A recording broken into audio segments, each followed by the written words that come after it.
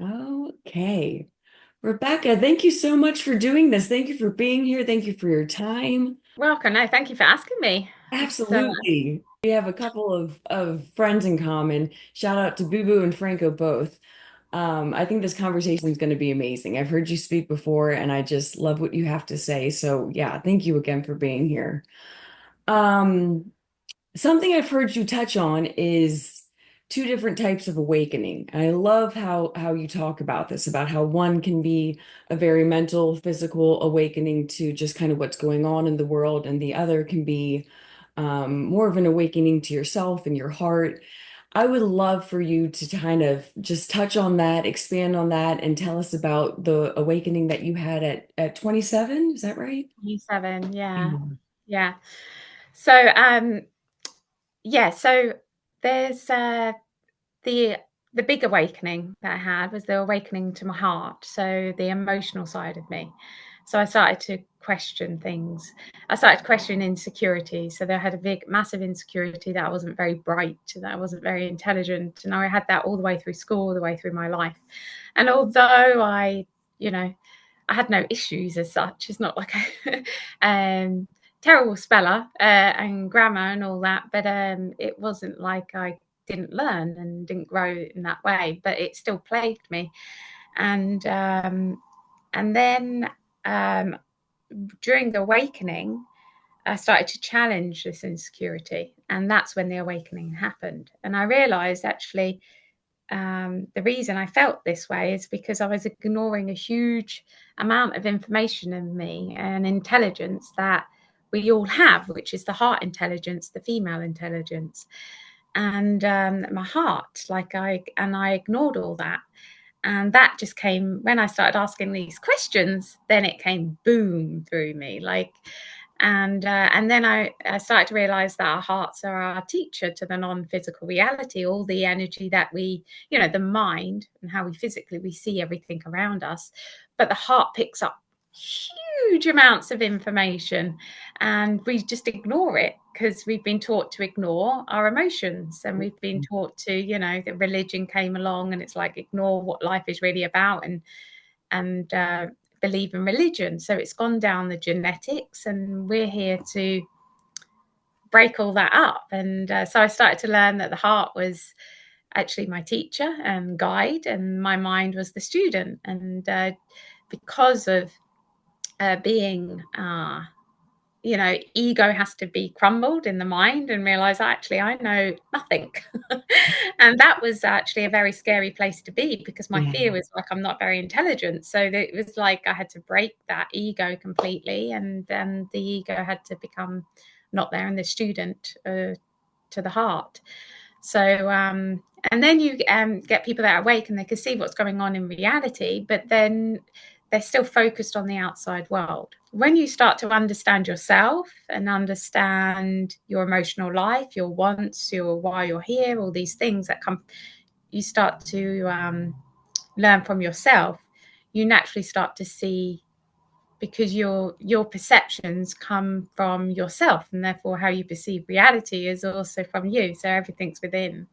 So waking up to yourself is way more powerful. And the people that wake up to the outside world, they will eventually come into themselves. They will, because they're Absolutely. not going to get the answers. You'll keep going down the rabbit holes, and it's like, well, it's not here, and Yes. going down another rabbit hole. And the dark know that. The dark know there is a big awakening, and it's keeping people down certain rabbit holes that they're not going to find the answers Yeah. to stop you actually looking at yourself. So people come to me and and they like, okay, ETs, and I've had this and it's actually okay. What's your relationship like with your mum? And, Yes. and then breaking that down, and that's for a reason. Something like so I hear you through and through. Something that I did when I first started awakening, just to what was going on and false beliefs and lies and things that we've been told. I immediately, like you said, I was searching outside of me for the answers. I mean, I felt like I needed to explore who I was and really get a grasp of what that looked like and what that meant. but I was like I started taking like DNA tests to figure out like my ancestry, and I'm literally looking at everything outside of me. And then you're absolutely right. You'll go down a million rabbit holes, and then that itself will bring you inward. Something I want to touch on too is the ego that you brought up. How I understand the brain is like you have an ego part, but the ego, behind the ego is insecurity. So this is on the mental brain. So then the insecurity, like mine, I was like, I'm stupid. So it's like, okay, I ignore that and try and learn as much as I can in my job and be as best as I can.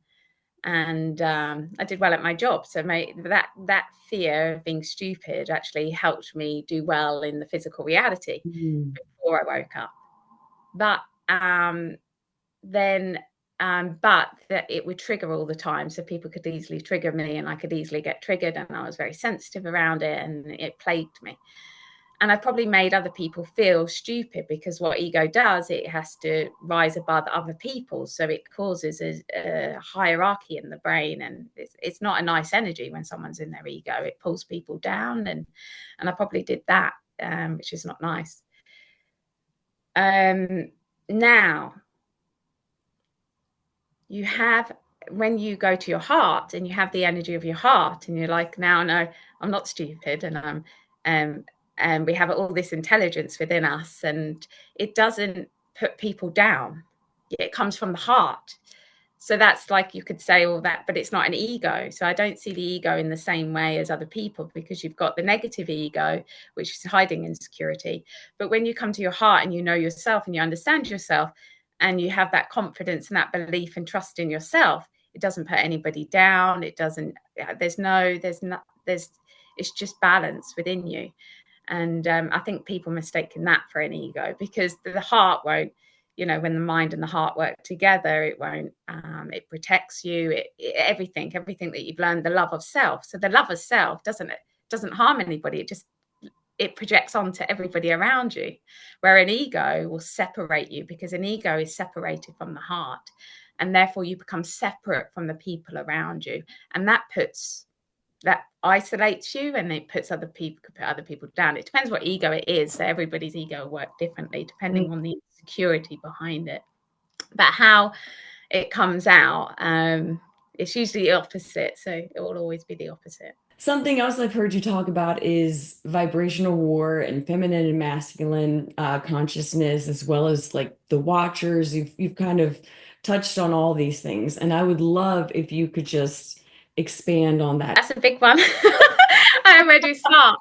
Okay, my journey, learning about this, because I was being attacked. Yeah, Mhm. so learning about who was attacking me and why, and it so discovered that energies from outside of this reality attacked Mother Earth, and it all goes into my childhood and everything like that, and reptilian energies, and when I kind of woke up and I was seeing like reptilians, and in my mind's eye, and it was like, do not travel, don't use your psychic abilities, you're very scared of us, and so anyway, I started to open up and like, no, I'm gonna use my psychic side, and that I started helping people. Then I started doing Q&As, and a lot of information come from that, but also a lot of information came from the attacks. So what I discovered is that through remote viewing and journeying, and through the attacks and the history of myself, just personally, is that Earth was completely balanced in all her glory, and just this beautiful, and Earth projects all the universe out.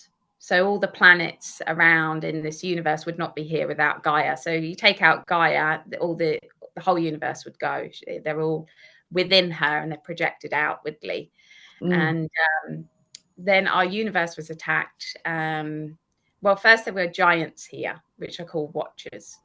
And I started traveling to this other universe with my skills and traveling, and it was like these giants, and they just looked like human beings, but they're like massive. and they had very little female energy. So their race was basically dying, and they'd learned to rely on technology.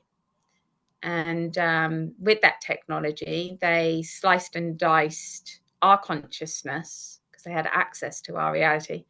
They used to live, the giants used to live here, and then, but they couldn't stay here because of the atmosphere. And then they sliced and diced our consciousness with AI, and they created another race called the Reptilians. And then they created the hybrids, which you see like the royal families, the bloodlines, and there's many. You don't need to, they're not like necessarily royal families today, meat hybrids. And they have how their brains work. You have a lovely left side of your brain, and it's lovely female energy that flows through, and they have the right side of the brain that decodes that. And in the left side of your brain is all the nurturing, the love, the connection to everything that is, the wisdom and everything like that. But through the slicing and dicing and the human DNA and all that, and these hybrids to the reptilians, they have very little access to the left side of their brain, and they're far more mechanical. But they are survival. So if you speak of survival, they have amazing skills of manipulation, deception, and they abuse hugely. So everything that's happened, every war, every nastiness that has happened in this reality is down to these watchers and reptilians. Other ET races have been involved in it, but it's all down to that energy coming in, because before Mother Earth was balanced, because of the attack on Mother Earth and beings here, Mother Earth went into complete protection. So we kind of lost Mother Earth. The energy from the trees and the ground became less, and then people disconnected from themselves, and the only reason people are waking up and have been for decades is because Mother Earth is coming back and we rise. So if you've got a mother, just like children, so when you were a child, you would go to the same frequency as your mother. She's the pinnacle of the family, and the father and the children go to the same frequency of mother. We stay with mum and dad's frequencies until we get to teenage years, and then we create our own ball of frequencies where we manifest, but that we are connected through our hearts to Mother Earth. So the reason people are waking up is because Mother Earth is rising, and therefore we've got to rise with Mother Earth. And that means more consciousness, more light, and more understanding and wisdom is coming through everybody. This is not, everybody has access to this. But to gain access to this is we have to connect to ourselves. If we ignore ourselves, ignore our emotions, we miss out all the wisdom and beauty that is actually coming through and actually gives you the insight of what's happening. Now, that's not great news for the reptilians or the watchers, because they survive on our energy. They survive on the female energy. They have very little of their own. So they're parasitic, and they've also taught us to be parasitic. They taught us, we have to get married, the religious, that to ignore the female energy, to downplay it. So this is why, it wasn't that long ago. It was like, to be emotional was weak, or that everything is on the mental side. So so more masculine energy in oneself is more valued than the female energy. So this is why they killed the witches and the wisdom and the psychic side. And it's like, it's like dampened it all. But that is a huge important part, actually. Everything, a part of being human, a half part of being human is, because that's the teacher of life and why we're creating what we're creating and what we're learning. And so they dampened all that down, and they would kill people, sacrifice people in front of people if they, and read this book and read this religious content and get your life from that. And what's coming back is the female energy is coming back, and people are waking up to, oh yeah, I've got all this wisdom in me. I'm actually so this is what I teach people to do, is connect back up to their hearts. So we've been in a massive war, even though it's not televised, a spiritual war between ETs and humans. And this war that's been going on, it's been going through the politics, politics and medicine and educational system. Well, they're all alien systems to keep you away from yourself. And it's like all this is crumbling because why everything is coming to light is because the light's coming through, so nothing can be hidden anymore. Not that they care now, they've lost that fight of hiding everything. Mhm. They just want your attention on the dark reality, because just your attention will also feed them instead of looking at yourself and manifesting from your energies. Mhm. So, yes, there's lots of nasty beings. They just don't think like us, and they're just on survival. Do you know what I mean? So it's Mhm. their survival, but it's also to keep Gaia, Mother Earth, at a certain frequency, because when she goes so high, she'll completely disappear from the reppy world and the watcher world, and then they've got nothing. So they've got to go somewhere else to parasite off. So the whole fight is to keep Gaia at a certain frequency, and that is why they put the fear and everything in us, because we're all connected to Gaia. So if you put all the terrorist attacks and everything like that, then it affects everything. So um, but they're not. It's not winning. It's like Gaia is still rising and will keep on rising. Something I think that's so cool is that you don't read books and all of that. Your information's coming from remote viewing and memories and something I just think the whole concept of the Watchers and Archons and Giants is just fascinating. And something I just wanted to share with you and the audience. It's one of my favorite stories around giants. There was, and this is, I'll put the links in the description so people can check this out. And this is coming from like the History Channel. And I mean, it's this isn't hidden information. You don't have to dig very hard to find it. But there was a girl, she went by the name of Sarah, and her father was the chief of an indigenous tribe in Nevada. And she ended up writing a book in 18 something, late 1800s. And she speaks about how her tribe was in a battle with giants for 3 years. And the way that this battle concluded, the giants would live in caves and they were cannibals. They would come out and feed off of her tribe. And the way this like wrapped up was that there was a group of the giants, whoever was remaining of them, was in a cave called Love Rock Cave in Nevada. And what the tribe ended up doing was putting brush and wood into the openings of the cave and set it on fire. And that's how they ended up winning this battle. Now, in 1911, there was a group of researchers and archaeologists and scientists that ended up going into Love Rock Cave, and what they found were skeleton bones of giants. They were 7 to 9 feet tall, and they also found evidence of the cave being set on fire. And these skulls of the giants were actually placed into a local museum in Nevada. 12 years ago, those skulls were removed. What's happened to them, who knows? But there is absolutely evidence, and not just here in the US. I mean, it's all over. There's hieroglyphs. I mean, there's evidence all over, and I just find it fascinating, especially when someone sees things through remote viewing and gets downloads, and then we end up finding evidence that corroborates it. I mean, I just find it fascinating. Yeah, So yeah, you've got again, I'll put the links evidence. in the description. It's crazy. Life is amazing.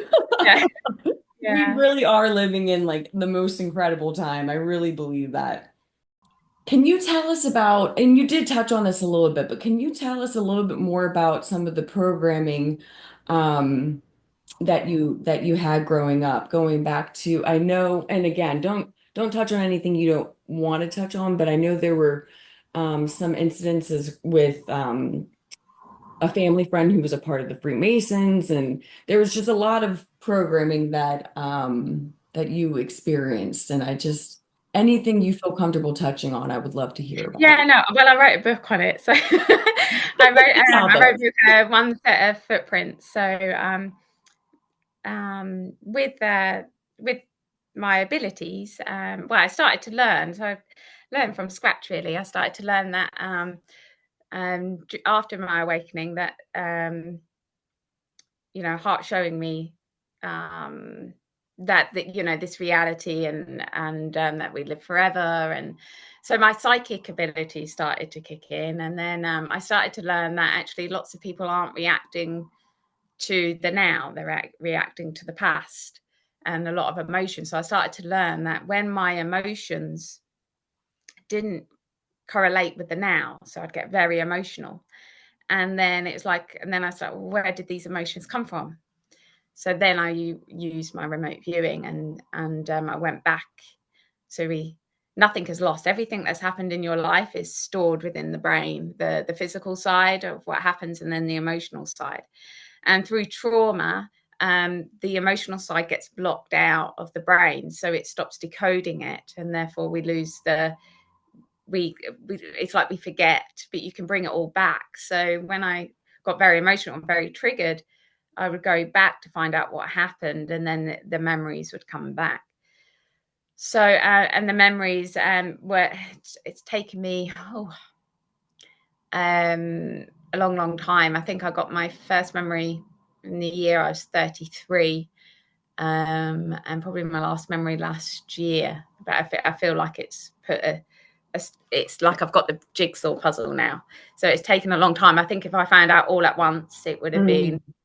horrendous because it was traumatic. That's why my brain protected me from it. So there was a family friend who his daughter, we were best friends growing up, and so that was the memories I had. I just I was around the house a lot, went on holiday with them at the weekends and everything like that.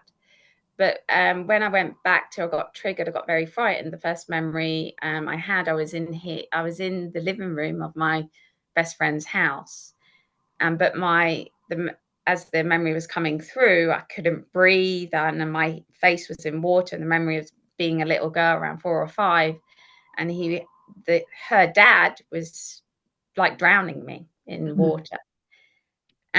But I could feel my body, my little body. I could feel that I knew what he was doing. I knew that he wasn't trying to kill me, but I knew he was trying to break me. And I was holding on for dear life, because I knew if he broke me, I wouldn't be the person I needed to be, that I am, that he would have control. And it was like, as this memory came through, it was like, wow. And then over time, more memories started coming through, and there was memories of going to satanic rituals. The first memory, one of the first memories, I went into this big manor house. It was at night. I was with the handler, and we went up the stairs into this big manor house, and it was like these marble floors, and this lady came forward, and she scanned me like a scanner, but it was the Queen. She Mm. scanned me and she said she's not broken, like told him not broken, and he was a bit nervous, um Wow. but it was like she was a computer.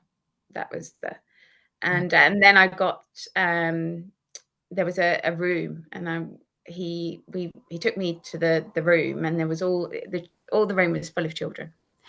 It was full of children, and they weren't acting like children. They weren't playing. They were just all standing kind of like in their own sort of world. And he asked me to pick someone to stand with, and I did. I picked a little boy. I picked him because I just felt so sorry for him. Mm. And so I stood next to him, and he put our wrists together with a red ribbon thing, a red little thread. And then I had to stand. We waited there for ages, and then we had to stand in line, and then we got all sort of we walked out, and we went around this like ritual, and the Queen was in the ritual, and they wear their robes and everything like that, and I was feeling quite cheeky, and I was like, I want to get out of this. like, because I was like tied to this little boy and I want to get out of it. And I managed to get out of it and I legged it.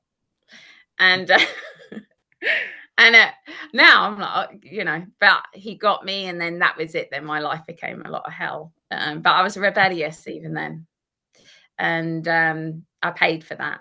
Mm. But there was loads of horrendous stuff. Got a visit to Jimmy Savile, and that was horrendous. He was actually connected to the Watchers, because during the ritual he did on me, he raped me, and then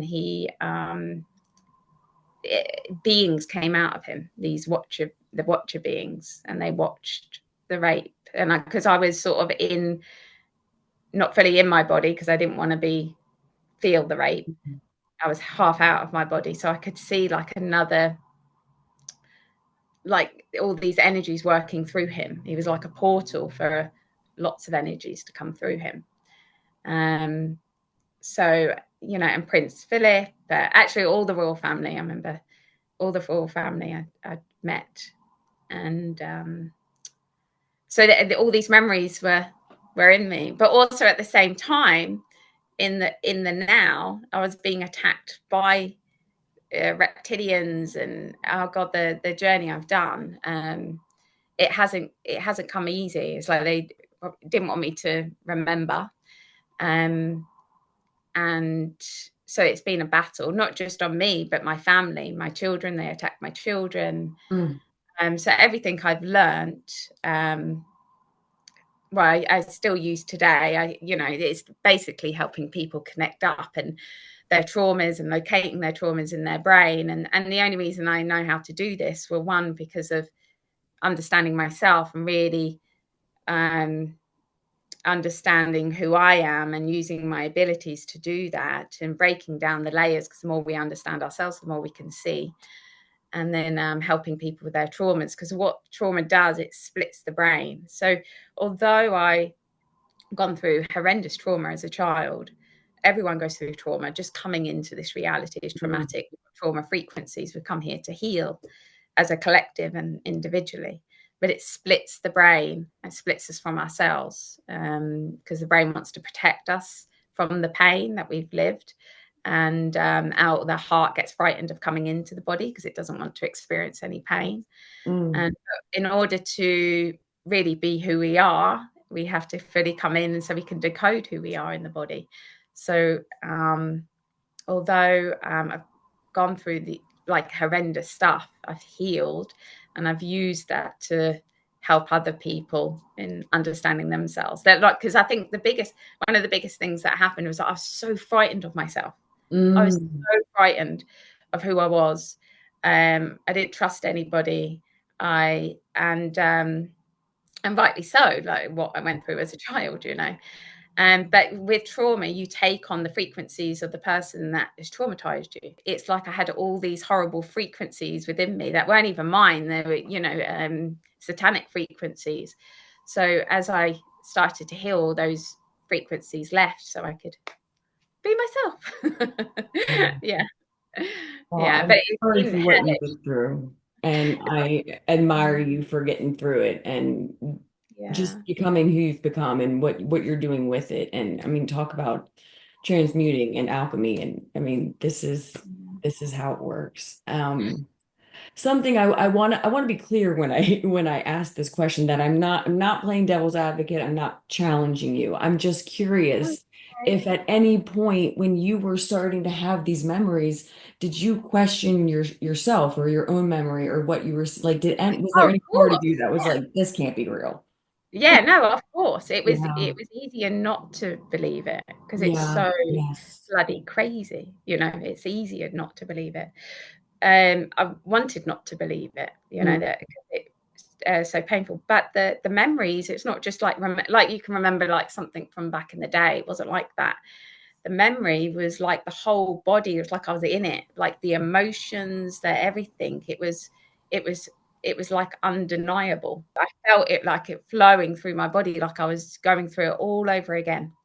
So but still, even with that, afterwards I'd be like, I don't know, but it would make so much sense of my life and what I was attracting in, and what I was experiencing. Now, what I went through, how reality works, everybody has that. We go through stuff as childhood, and what's not resolved, we have to go through it again as an adult if we want to heal the foundation of our life. So, who did I bring forward when I was when I woke up?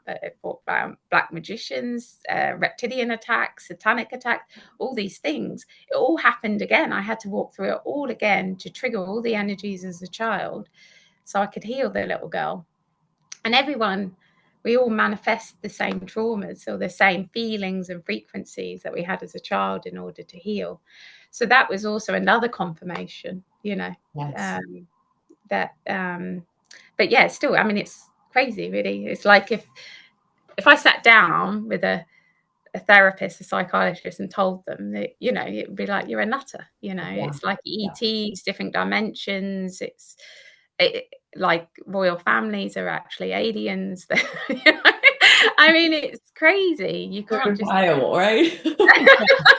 Yeah, and you're not the first to say that. Most people who have, not most, but a lot of people who have gone through awakenings, if they've reached out to therapists or family or just people for help, I mean, again, going back to what we're taught and what science has told us and what um, psychology has told us and all of that, it's very easy for professionals to tell you that you're nuts. So yeah, that's a very real thing, and I think it's important for just people who are, especially people who are just starting to go through awakening, to just be aware of that because oftentimes you can be misled, or suppressed or called crazy or I mean, yeah, Mm, that's a very real thing for a lot of people. So again, just going back to um coming back to yourself and trusting yourself instead of these outside sources, I think is just so important. So going back to these darker entities attaching to our lower frequency. Um, can you touch on, because I think something that kind of gets confused is I think there's a lot of misinformation or misguidance around like staying positive and everything's light and love, and that I hear that, but at the same time I think it's important to not just, I think a lot of people dismiss what is being brought up for them to address. I think it's easy for them to dismiss those feelings and just go to a place of like, oh, that's not happening. Let's stay positive. the the path is honesty and authenticity. It's your best friend, honesty, and honestly how you're feeling. Because when you're when you're healing your trauma, it feels you're going backwards. So it's like, I don't want to go there. And your brain's designed not to go there. It's designed to protect you from that. So it feels very uncomfortable. So the brain will do everything like to avoid it. And the love and light era that we had was to keep you away from yourself. It's another, and a lot of modalities, healing modalities, is to keep you away from your actual self. And Yeah. and it's actually it's going into your feelings and understanding your feelings. It's facing yourself, looking yourself in the mirror. Okay, what am I feeling and why am I feeling this? And really releasing it. Because if we can keep containing it in our bodies, we get sick. We don't understand ourselves. We stay in the past. We stay little children, because that child doesn't grow up and doesn't feel safe, and those frequencies stay within us. So my biggest advice for people is to be truly honest with yourself in how you feel and what you're thinking, why you're thinking, reflecting on that. Um, and also, it's if you've decided to heal, you're going to heal. It's just go with the flow of it. You don't have to be obsessive about it. It's just going to happen. It's going to and owning your emotions. Like, these are yours. Why, don't go into the blame or the projecting and everything like that. And the more you do that, it just quickens things up. But you don't have to go searching and you don't have to go avoiding, because it's just slowing it down. I So love that. Not searching or avoiding. It really is just being and allowing, and it will all do what it needs to do. it will just happen. Yes. Yeah, Yeah. life will show you. Also, Yes. more the more I've woke up, I realized people make their own dramas. They make their own Yes. obstacles in order to evolve. You're doing it. So We it's love not to like that. complicate things. Yeah. Yeah. So I it's hear just you. trusting Yeah. yourself because you'll create it in order to Mm, learn. We create our obstacles. But it is really hard because you kind of wake up and then life goes really hard. yeah. Like it really does, because they're like, right, great, we're on the next step now, and we've got to heal everything. And within that inner child is all victim mode. So it's like coming, understanding the inner child. And but there is an end to it, even though it feels like it's never ending. There is an end. You do get past that, and healing stops, and then living begins. And that's challenging in itself, but it's not as challenging as the healing. I was just speaking with a dear friend of mine who lives in New Zealand yesterday, and she said it feels like the world is going in order to come out, and I just love that, and it's exactly what you're Oh, saying. Yeah, yeah, yeah, yeah, so yeah. beautiful. I would love if you could talk about your courses, your sessions. My passion is understanding people and helping them understand themselves and why they're manifesting what they're manifesting, and when they feel stuck. So I have on a site called Patreon, Find the Light on Patreon, and I do big healing groups. Like on Monday, and I'll see about 25 people, and I give them like 10, 15 minutes each, like bang. And you can listen to everybody and hear everybody, but I'll focus on you in that time and pick up anything that you're struggling with in the now. So there's healing groups on there, and there's longer healing groups, like 30 minutes. So that keeps the cost down for people, so it's access for everybody. And then I do one-to-one, so people just have that person like an hour, and I'll just look at their brain, because it's like I can see the brain and where the disconnections are and help them connect up more to themselves. And people come with so many different things. It could be medical, it could be relationships, everything, anything that they're dealing with. And then I do also on Patreon remote views. So every couple of weeks, we all get together. I love these. So we do remote views, and that could history, future, past, now, looking at So, the dark reality, and to what's going on with Gaia, Mother Earth, and the evolution, because it's never televised, even though it's going on. And yeah, I thought I started that, and I thought, oh, I'd do that for a couple of months, and it's been going like I think 5 years now. People love it. I love it. So yeah, and we always learn so much. And then I teach people how to do what I do. And with that is healing in that, because every time I remote view, the heart's the teacher in the non-physical reality. So when I learned that, it's just allowing the heart, where does it want to take me and what does it want to teach me? And we're here to learn about ourselves. That's the main thing. Um, so yeah, it's getting people to connect more to their hearts. What the abilities I have, everybody has, and I teach people this and get everybody. I've just started 2 new courses, and people are like, I just on a call actually. This is a lady, I can't do this, and then I got her to do it, and she was like, "Oh my god, this is amazing!" that's Yeah, awesome. it's amazing, because it breaks down the limitations that people have and the perceptions of themselves, and I just love it. It's like seeing flowers grow, and just being a little part of that is amazing. And once you've learned it, you've always got it. Yeah. So that's really brilliant. So I do those courses. I do a level 1, level 2, and a level 3 of that. Um, what else do I think that's it. And then I do videos on YouTube and Instagram and all that media stuff that I'm not savvy with. But YouTube, I remember that started years and years ago, and I remember being so nervous. But Yes. YouTube's been amazing. I looked a frightened little girl when I first did my first YouTube channel. But that was amazing for me. I mean, it really, people found me, and I'm so blessed, because the people that come to me, they're also my teachers. So I learn so much from them. Yes. And yeah, stuck with me through all the craziness because I like go back and I listen to myself. It does sound crazy, but it was all part of the journey. All a part of it. I Yeah. love that. Um, yeah, I do have new courses coming out in April. So everything's kind of like booked up, but all new courses coming out in April. And yeah, that's what Beautiful. it's I know really. you used to do reflexology. Do you still do that?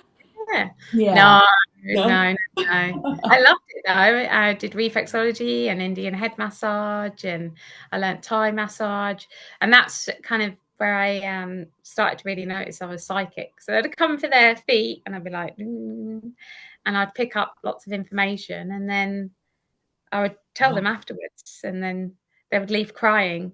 And they then called it Wow. the crying room because everyone left crying, but everyone would keep coming back. Wow. So, yeah, I have a knack at making people cry because it's like people being seen. I think it's Yes. one of the core traumas, not being seen because we haven't been able to see ourselves, you know. So, parents didn't see themselves and they couldn't really truly see their child. And then, so somebody can see them, uh, Yes. see and see what they're struggling with because we generally been hiding all our struggles and thinking that we're alone and in these struggles. And that's why I love doing the big groups like the gold, and you can just pop in and listen to people and everything. And it's because you realize, oh my god, we are so connected. We're all like we're dealing with all the same stuff. It's all the same, you know. It's if it's rejection, all these sort of things, all the insecurities and everything, we're all the same. That's because we're born in the same pool of trauma, you know. It's um but yeah, so it's we're not alone because you learn just so much just by listening to people. It's just healing, listening. Absolutely. It helps you connect your own dots to your own life. So Yeah. the more open we are, the more we grow, you know, individually and collectively.